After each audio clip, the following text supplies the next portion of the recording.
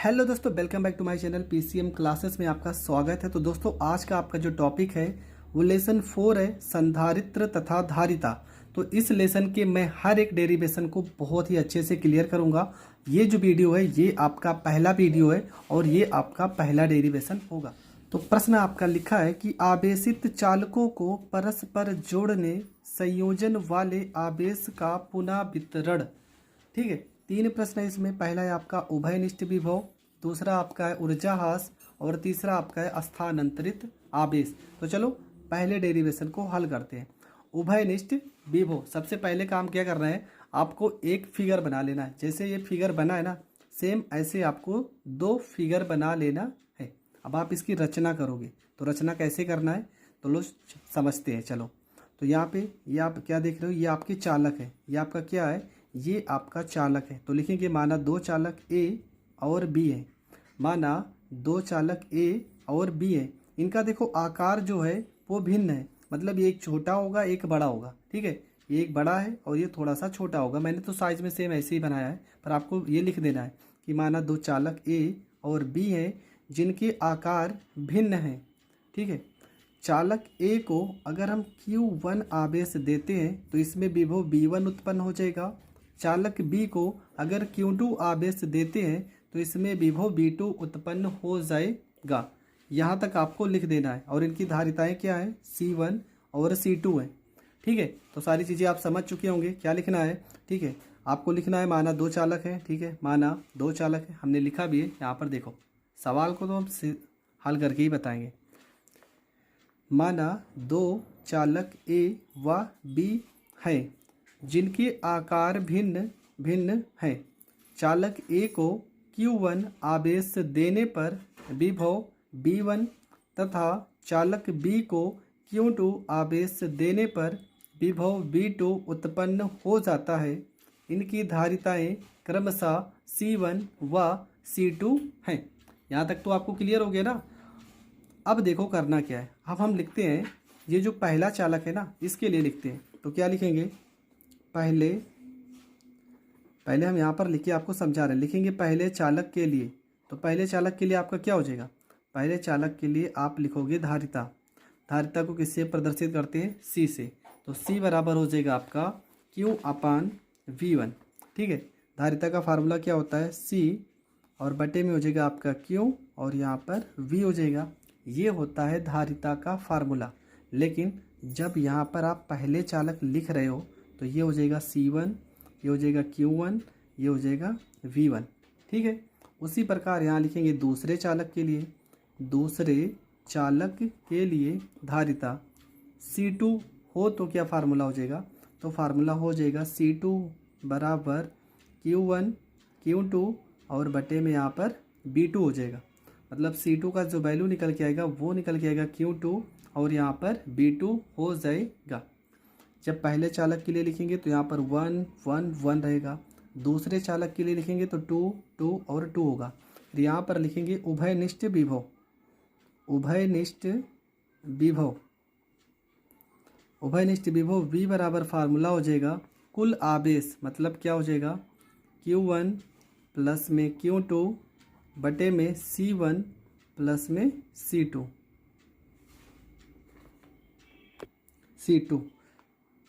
हम करेंगे क्या, देखो फार्मूला होता है उभयनिष्ठ विभव का फार्मूला होता है कुल आवेश, क्या होता है कुल आवेश और बटे में होता है कुल धारिता। ठीक है, ये होता है फार्मूला। तो यहाँ पर देख रहे हैं Q1 प्लस में Q2, लेकिन Q1 का मान तो हमें पता नहीं है। अगर देखा जाए तो यहाँ पर अगर हम Q1 को रोक लेते हैं, Q1 को अगर हम रोक लेते हैं तो B1 को इधर गुणा कर देंगे, ये हो जाएगा C1, यहाँ पर B1। अगर यहाँ पर Q2 को हम रोक लेते हैं तो B2 को इधर गुणा करेंगे, हो जाएगा C2 और यहाँ पर हो जाएगा B2 हो जाएगा। ठीक है, मतलब Q1 का जो वैल्यू आ जाएगा C1 B1 और Q2 का जो वैल्यू आ जाएगा वो आ जाएगा C2 B2।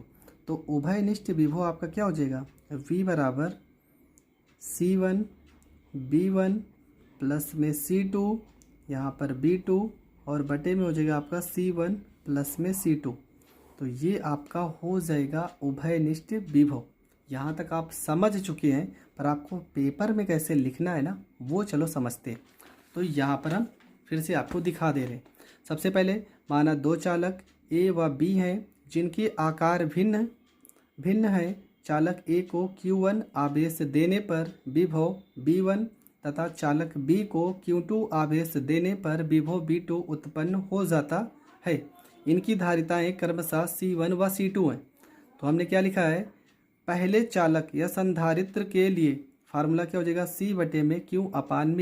लेकिन पहले चालक के लिए तो C1 Q1 बटे में B1। अगर Q1 को हम रोक लेते हैं तो B1 को इस साइड भेजेंगे तो हो जाएगा C1 इंटू B1 हो जाएगा।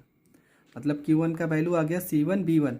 दूसरे चालक संधारित्र के लिए क्या हो जाएगा, C2 बराबर हो जाएगा Q2 इंटू B2। अगर Q2 को हम रोक लेते हैं तो B2 इधर गुणा ही तो होगा, तो Q2 बराबर हो जाएगा C2 इंटू B2। अब आवेशों का आप क्या करते हैं, पुनर्वितरण, मतलब आवेश को एक दूसरे में जोड़ देते हैं। तो यहाँ पे जो फिगर दिख रहा है ना, यहाँ पर आपको ऐसे जोड़ देना है, ठीक है। यहाँ पर हम ऐसे जोड़ देते हैं तो आपका क्या हो जाएगा, तब यहाँ पर आपका हो जाएगा आवेशों के पुनर्वितरण के पश्चात उभयनिष्ठ विभव V बराबर हो जाएगा कुल आवेश बटे में कुल धारिता। कुल आवेश क्या है, Q1 प्लस में Q2 और कुल धारिता क्या है, C1 प्लस में C2। तो फार्मूला आपका क्या निकल के आएगा, B बराबर Q1 का वैल्यू लिखेंगे C1 B1 plus C2 B2 और पूरे के बटे में हो जाएगा C1 प्लस में C2। तो ये हो गया आपका पहला, ठीक है। अब यहाँ पर क्या लिखेंगे, आगे आप लिखोगे आवेशों के पुनर्वितरण के पश्चात आवेश क्या हो जाएगा Q1 तथा Q2 हो। तो अब आगे क्या करेंगे, चलो समझते हैं। जब आवेशों का पुनर्वितरण कर देंगे तो आवेश को हम मान लेते हैं Q'1 रहा होगा। तो फार्मूला क्या हो जाएगा, C1 और विभव अब समान हो जाएगा तो B हो जाएगा। और ये हो जाएगा Q2, यहाँ पे डैश लग जाएगा, यहाँ पे डैश लग जाएगा, यहाँ पर Q2 हो जाएगा बराबर हो जाएगा C2 और यहाँ पर V हो जाएगा। अब आपका जब पुनर्वितरण कर दोगे तो विभव जो होगा वो समान हो जाएगा। तो ये हो जाएगा Q'1 बटे में Q', यहाँ पर 2 बराबर C1 B बटे में C2 V। ये B से ये B कट जाएगा, मतलब आ जाएगा Q'1 और यहाँ पर Q'2 बराबर C1 बटे में C2, ठीक है। ये इतना आपको करना है। तो कैसे करना है, तो यहाँ पे लिखा भी है Q'1 बराबर हो जाएगा C1 इंटू B1, समीकरण फर्स्ट हो जाएगा। Q'2 बराबर हो जाएगा C2B, समीकरण सेकंड हो जाएगा।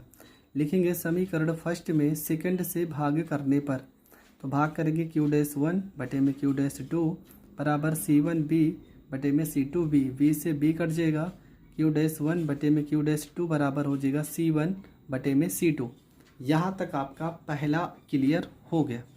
अब दूसरा क्या करते हैं, तो यहाँ पर एक लाइन लिख भी देंगे कि आवेशों के पुनः वितरण के पश्चात आवेशों, देखो ये लिखा है आवेशों और ये चालक की धारिताओं का अनुपात क्या होता है, बराबर होता है। क्या लिखे हो कि जब आवेश को हम पुनर्वितरण मतलब एक दूसरे से जोड़ देते हैं तो उनके आवेशों का अनुपात उनकी धारिताओं के अनुपात के क्या होता है, बराबर होता है। तो ये आपका हो गया पहला डेरिवेशन सिद्ध हो गया। अब हमें करना है दूसरा डेरिवेशन। तो दूसरा डेरिवेशन क्या लिखा, ऊर्जा ह्रास, एनर्जी लॉस। हम इसमें क्या करेंगे, ठीक है, हम मान लेते हैं कि पहले चालक की जो स्थितिज ऊर्जा होगी, फार्मूला होगा U बराबर 1/2, पहले चालक के लिए लिखी है ना, तो क्या हो जाएगा C1 B1 का स्क्वायर। तो दूसरे चालक की स्थितिज ऊर्जा U2 क्या होगी, 1/2, यहाँ पे C2 यहाँ पे B2 का स्क्वायर। ये U1 बराबर क्या होगा, 1/2 C1 B1 का स्क्वायर, U2 बराबर 1/2 C2 B2 का स्क्वायर हो जाएगा। हम निकालते हैं कुल संयुक्त स्थितिज ऊर्जा। अगर दोनों ऊर्जा को जोड़ देंगे तो U बराबर हो जाएगा U1 प्लस में U2, यहाँ जोड़ भी दे रहे हैं। U बराबर U1 का वैल्यू लिखेंगे 1/2, यहाँ पे थोड़ा समझ लेते हैं। U1 को हमने क्या माना था, हमने माना है 1/2 C1 यहाँ पर B1 का स्क्वायर। U2 को हमने माना है 1/2 यहाँ पर C2 B2 का स्क्वायर। तो U बराबर आपका हो जाएगा U1 प्लस में U2 हो जाएगा।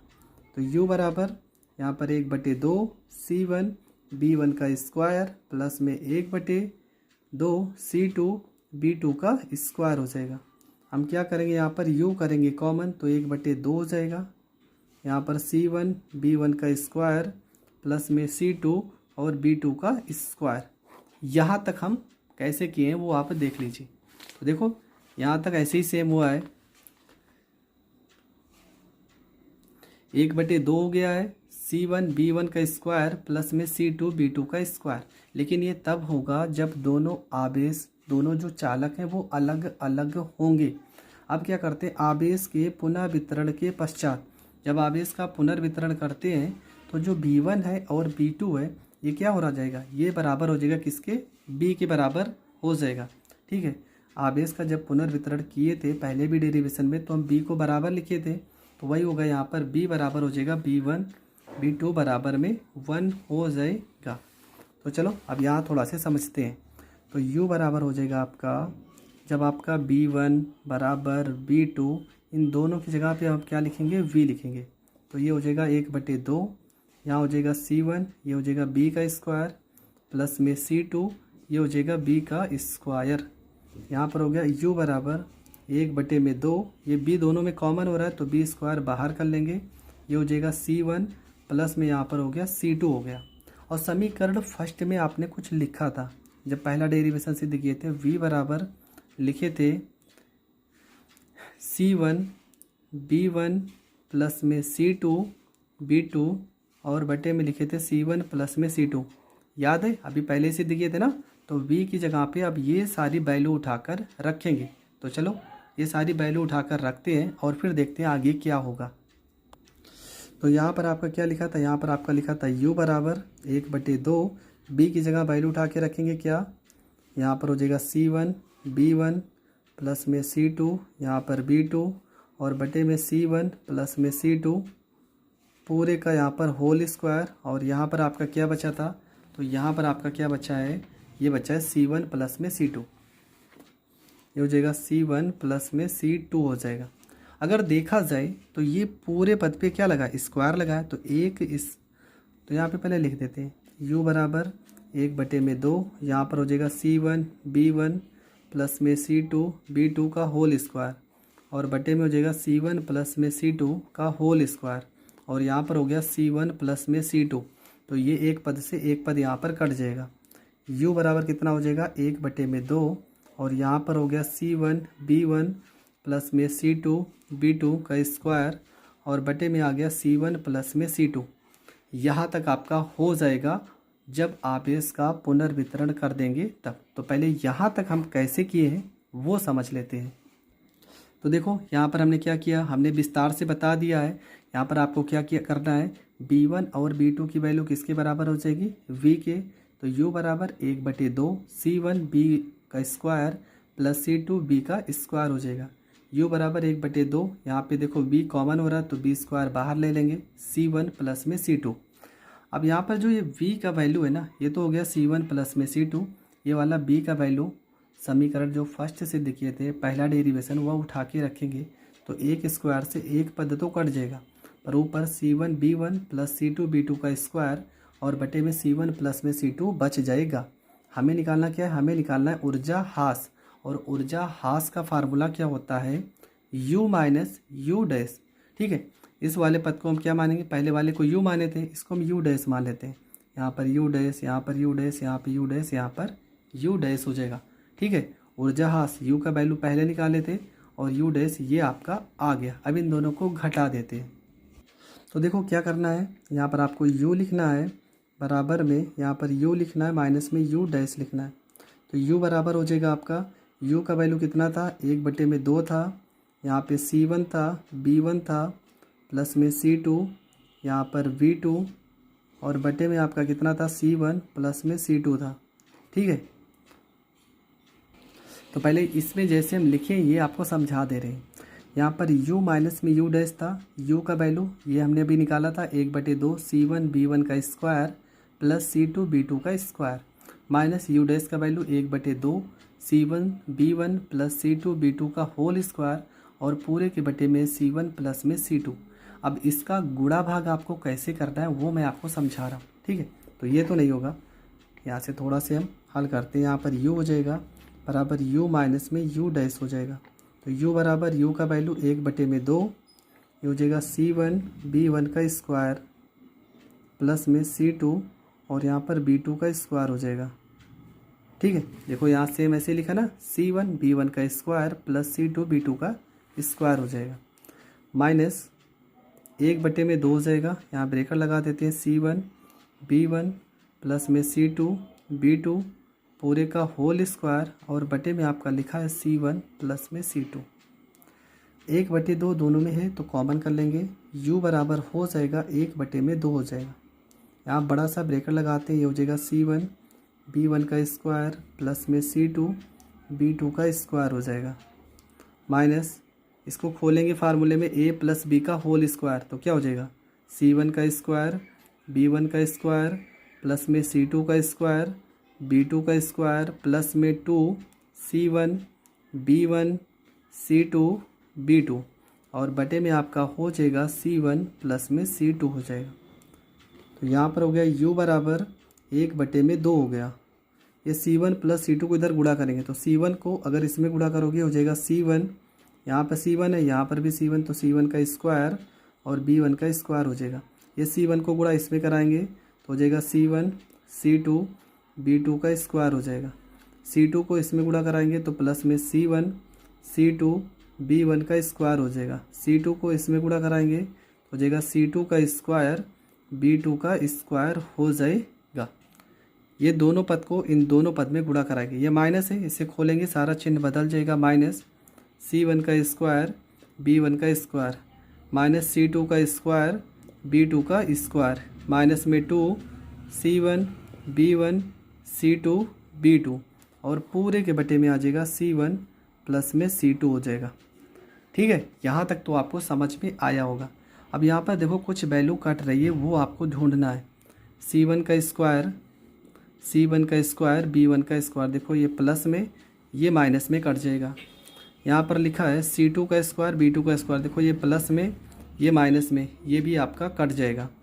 तो आपका क्या बचेगा, u बराबर 1/2, ये वैल्यू यहाँ पर हम लिख देते हैं C1 प्लस में C2, यहाँ ब्रैकेट, यहाँ पे बचेगा C1 C2 B2 का स्क्वायर प्लस में C1 C2 B1 का स्क्वायर माइनस में 2 C1 C2 B1 B2 हो जाएगा। अगर देखा जाए तो ये फार्मूला बन रहा है, लेकिन कब, जब यहाँ कॉमन करेंगे। C1 C2 यहाँ पर भी है, यहाँ पर भी है, यहाँ पर भी है। हम C1 और C2 कर लेते हैं कॉमन, यहाँ C1 प्लस में C2 हो जाएगा। यहाँ पर हो जाएगा B1 का स्क्वायर प्लस में B2 का स्क्वायर माइनस में 2 B1 B2 हो जाएगा। ये हो जाएगा आपका u बराबर 1/2 C1 C2 और यहाँ पर C1 प्लस में C2। ये फार्मूला बनेगा a का स्क्वायर प्लस b का स्क्वायर माइनस 2ab, मतलब किसका, B1 माइनस B2 का स्क्वायर का। तो u बराबर हो जाएगा आपका C1 C2 ब्रैकेट में B1 माइनस में B2 पूरे का होल स्क्वायर और बटे में आपका हो जाएगा यहाँ पे C1 प्लस में C2 हो जाएगा। ठीक है, यहाँ तक आपका क्लियर हो जाएगा।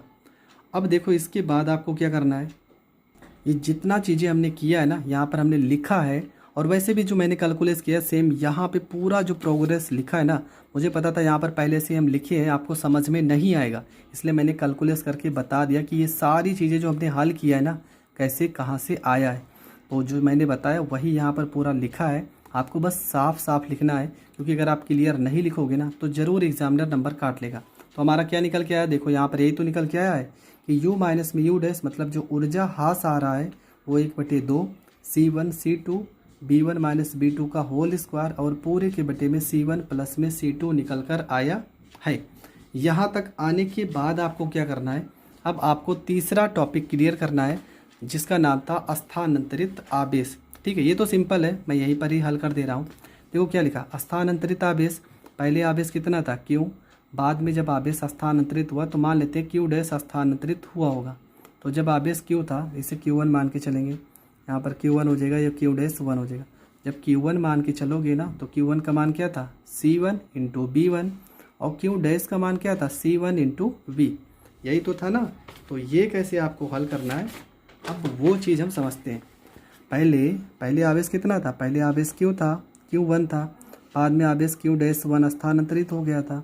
तो Q1 का वैल्यू कितना है, C1 into B1। Q- value का वैल्यू कितना है, C1 इंटू V। यहाँ पर देखो C1 कॉमन हो रहा है, C1 करेंगे कॉमन, यहाँ पर हो जाएगा V1 माइनस में V हो जाएगा। तो यहाँ पर C1 हो गया, यहाँ पर V1 हो गया, और V का वैल्यू कितना था, C1 V1 प्लस में C2 B2 पूरे के बटे में C1 प्लस में C2। उभयनिष्ठ विभव जो हमने सबसे पहले निकाला था उसी का वैल्यू रखिए हैं। तो यहाँ पर हो जाएगा C1, इसको इधर गुणा करेंगे बटे में करके क्रॉस मल्टीप्लाई, तो हो जाएगा C1 B1, C2 को इधर गुणा करेंगे प्लस में C2 B1 माइनस में यहाँ पर C1 B1 हो जाएगा, ये माइनस और प्लस ये भी बदल जाएगा, माइनस में C2 B2 और पूरे के बटे में C1 प्लस में C2 हो जाएगा। यहाँ पे कुछ कट रहा है तो ये वैल्यू और ये वैल्यू आपकी कट रही है, तो आपका हो जाएगा यहाँ पे C1 और ब्रैकेट में हो जाएगा C2 B1 माइनस C2 यहाँ पर B2 बटे में C1 प्लस में C2। हम करेंगे क्या, देखो C2 कॉमन हो रहा है ना, तो C1 और C2 को कर लेंगे कॉमन, तो हो जाएगा B1 माइनस में B2 और पूरे के बटे में C1 प्लस में C2। और यही तो हमें सिद्ध करना था, तो देख लो यहाँ पर यही तो हमने किया यहाँ पर। तो जो कैलकुलेस हमने बताया सेम वही आपको करना है, और जब वो कैलकुलेस आप करोगे तो ये आपका सिद्ध हो जाएगा। तो आई होप आपको ये पूरा का पूरा डेरिवेशन समझ में आया होगा। अगर समझ में आया है तो देर मत कीजिए, तुरंत वीडियो को लाइक कीजिए और ज़्यादा से ज़्यादा लोगों तक शेयर कीजिए। अगर आप हमारे चैनल पर नए हैं तो चैनल को सब्सक्राइब कीजिए। जय हिंद, जय भारत। इसका पार्ट 2 बहुत ही जल्द अपलोड हो जाएगा। ऊपर आई बटन है जहाँ पर आप जाकर पूरे फिजिक्स के डेरिवेशन को देख सकते हैं।